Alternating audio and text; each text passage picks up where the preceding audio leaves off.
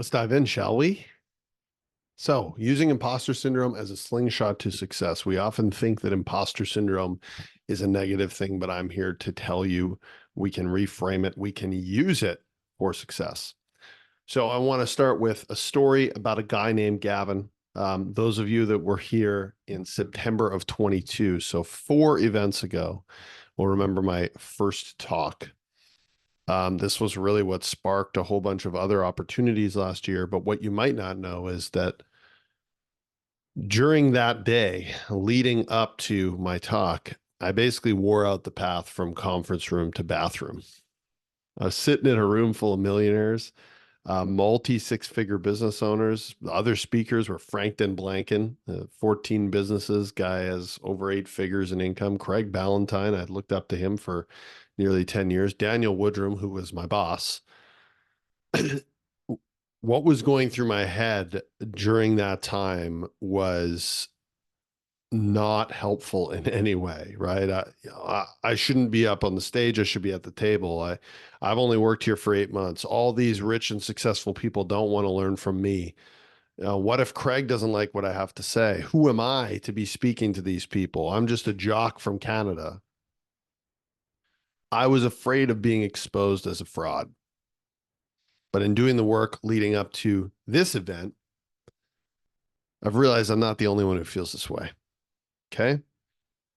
Maya Angelou, have you heard of her? Pretty successful. I've written 11 books, but each time I think, uh-oh, they're going to find out now. I've run a game on everybody and they're going to find me out. We all feel it. So let's talk about imposter syndrome. What is imposter syndrome? Obviously, we have the definition, right? The persistent inability to perceive one's success as deserved or legitimately achieved as a result of one's own efforts. More importantly, you feel like a fraud. We're all intensely aware of all the things we don't know. We are constantly reminded of all the dumb shit we've done in the past and all the mistakes we've made. We know ourselves and all the ugly parts too well, right? We know the us who cried when we were made fun of as a kid. We know the us who was left out of the cool kids group in junior high. We know the us who was let down by the person we had a crush on. We know the us who drank too much to numb the pain and then got sick the next day. We also may know the us who made mistakes as an adult, who made mistakes in our business, made mistakes as a spouse, made mistakes as a parent. We simply know too much about ourselves.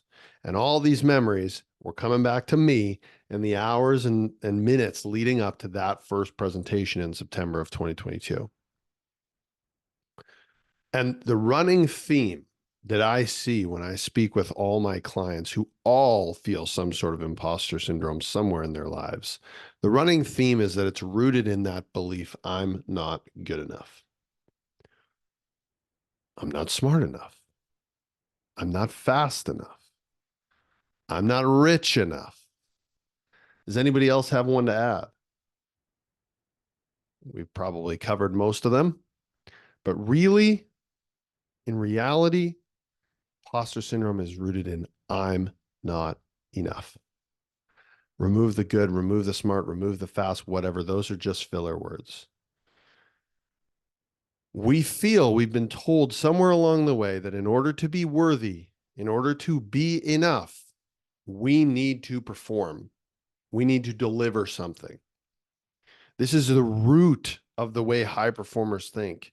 And it's gotten us really far in life and it's gotten us really far in business. But the negative effects, you've seen them outweigh the positives in some places, and they're probably outweighing the positives in more places now as you go, as you grow, as you learn more. And if you're here in this room, it's because you need to let go of the belief that you're not enough. You need to let go of the belief that you're not perfect exactly the way you are. Because what if, even though you weren't very good at that one thing, you were still enough? What if, even though you didn't make as much money as the person sitting beside you last year, you were still enough? What if simply being born made you enough already? And if we could live and act rooted in that belief, everything becomes a lot easier and becomes a lot more fun. There's no longer this internal pressure to live up to a certain standard. There's enough going on outside of you already. There's enough pressure outside of you. You don't need to add more internal pressure. The world needs you now with all your imperfections, all the things you know are wrong. The world needs that, not the perfect version of you. The world needs you to be a student who messes up and learns because that's what makes you you. Now let's move on. What do you think beats imposter syndrome? Our subconscious brains think that there are a few things that we can do, and these are our recurring themes of how we try and beat imposter syndrome. Trying to be perfect. Our solution for feeling like we're not enough is perfectionism, which is really nothing more than chasing an ideal that does not exist. Trying to beat the feeling of not being good enough by chasing a false idea that doesn't exist, which will in turn make you feel like you're not good enough, and around and around and around we go. The irony of being a perfectionist is that you think if you work enough and make something just right, it'll give you some type of relief, some type of insurance. The safety that you're seeking through trying to be perfect is an illusion. It doesn't exist in reality. And to illustrate this, I want you to think of an area in your life where you often feel like an imposter, where you're not quite as confident, right? A lot of you have enough reps and are confident in yourselves in lots of parts of your business, so you may have to look elsewhere. That's totally fine. I'm going to give you a minute and you can write that down in your workbook. Now, in the context of that thing where you don't feel very good, where you feel like a fraud, write down your definition of what it would look like if you were perfect in that area of your life. Perfect parent, perfectly fit human, perfect boss, perfect marketer. What is perfect to you? Okay, awesome. So a couple things have probably happened. Either you struggled with that answer, maybe, or you've come up with an answer, but I'm guessing it's missing some pieces. And the reason why I know it's missing some pieces is because everyone in the room hasn't added to your answer. Because perfect doesn't exist. Perfect is an illusion. Not only is it nearly impossible for you to define perfect, but even if you could define it, what if I had a different definition? What if the person beside you had a different definition? Who's right? Whose definition of perfect is more perfect? We can't define it.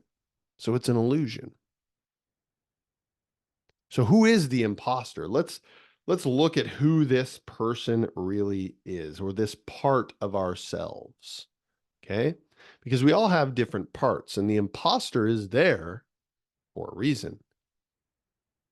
The imposter is the part of us that doesn't think we're good enough.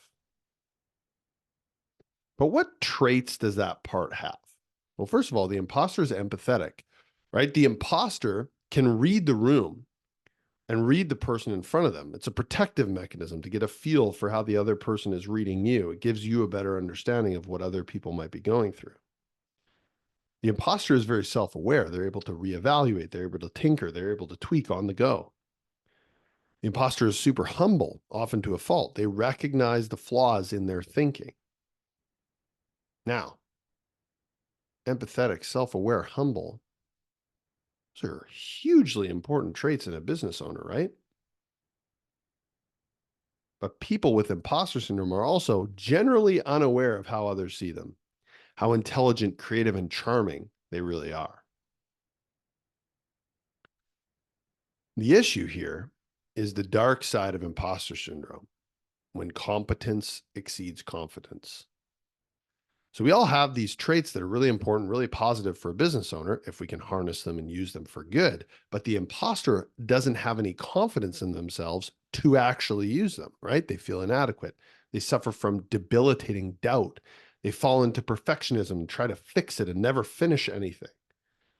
They have irrational beliefs about some part of their life or business that is not serving them and makes them feel less confident in themselves.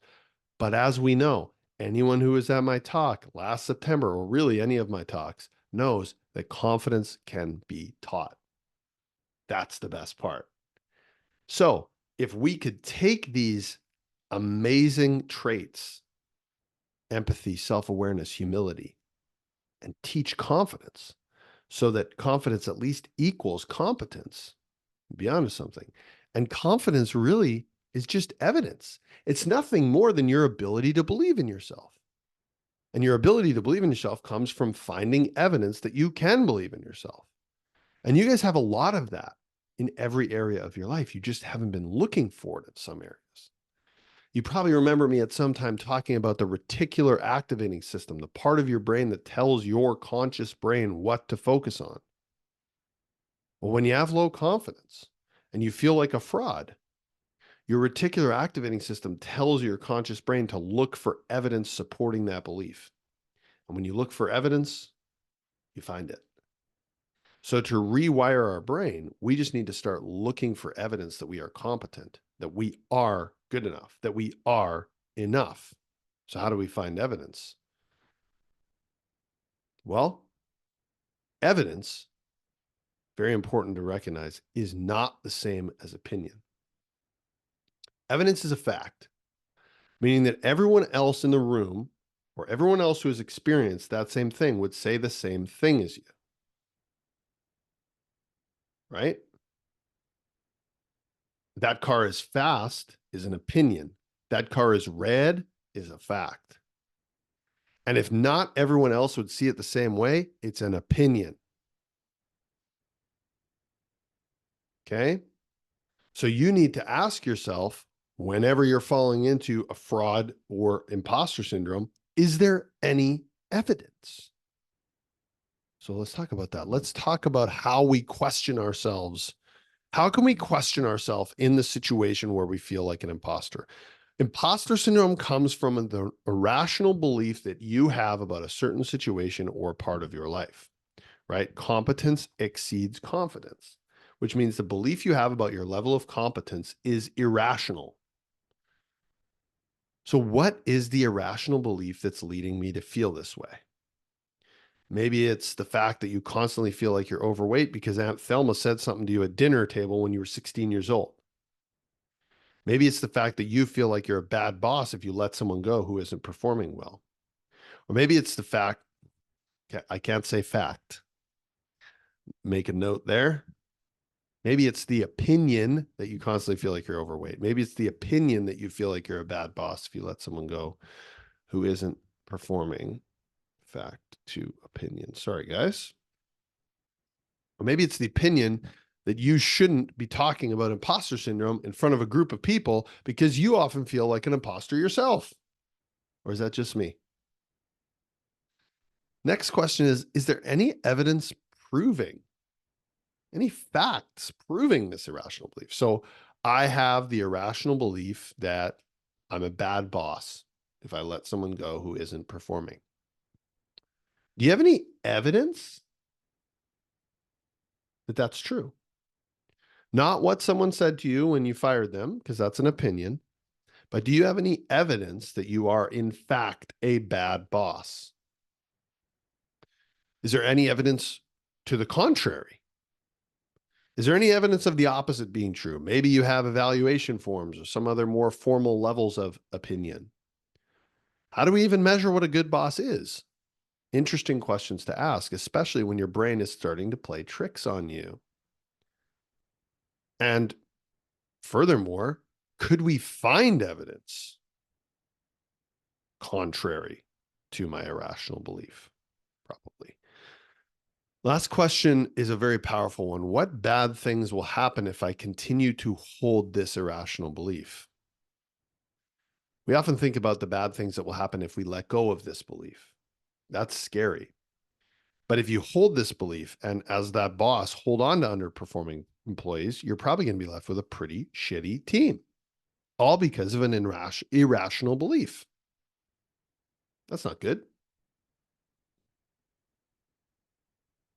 as we start questioning ourselves, we can start thinking about how imposter syndrome is a strength. And now that we're coming from a more empowered place, we can use the traits of imposter syndrome to slingshot us to success. What if our success was actually driven by the traits of imposter syndrome? What if we could use our doubts as a strength and act on them in a positive way? Because imposters work harder and smarter. And there's an MIT study that actually explains this. We had a professor observed medical students who were interacting with paid actors and tracked if they made the right diagnosis. Pretty important thing to track. The students who identified as imposters did significantly better, especially when it came to bedside manner. They were more empathetic, they were more respectful, and they were more effective in asking the patient questions. They also made the right diagnosis more often. So this tells us that imposter syndrome caused them to ask more questions because they didn't think they knew the answer. They were thinking more like a scientist. And it also forced them to confirm their answers, which is pretty important when you're diagnosing someone. They embodied what we call cognitive flexibility. Really, though, this study tells us that imposter syndrome is a requirement for success. Imposters feel like they have something to prove, so they're willing to work harder. They also come to every situation with a beginner's mindset and they question assumptions. Really, really good qualities. So let's talk about how you can choose imposter syndrome. And just a note here, guys, I want to add some specific examples. So if you have any examples, that would be great from clients. Let's go back to the worksheet and answer the next two questions. In what ways can imposter syndrome actually help you in the areas where you feel like a fraud? And where could you ask more questions and use your doubt as fuel to learn more and improve your performance? Welcome the doubts, use them as fuel, strive for growth that comes from self-doubt. Can you step out of the imposter and into the scientist? Because those are right parallel to each other. Where imposters question themselves, scientists run experiments. Where imposters think right or wrong, true or false, scientists look for the gray area in the middle. And honestly, science has actually proven again and again that not much is in fact truth. Almost everything is up for interpretation. So why are we trying to create something that's not there?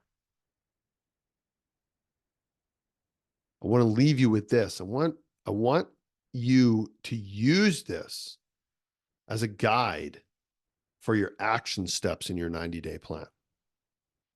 It won't be perfect, but expect that it's going to lead you in the right direction towards where you want to go, and allow this to provide new pathways to think about problems, new ways to think about problems.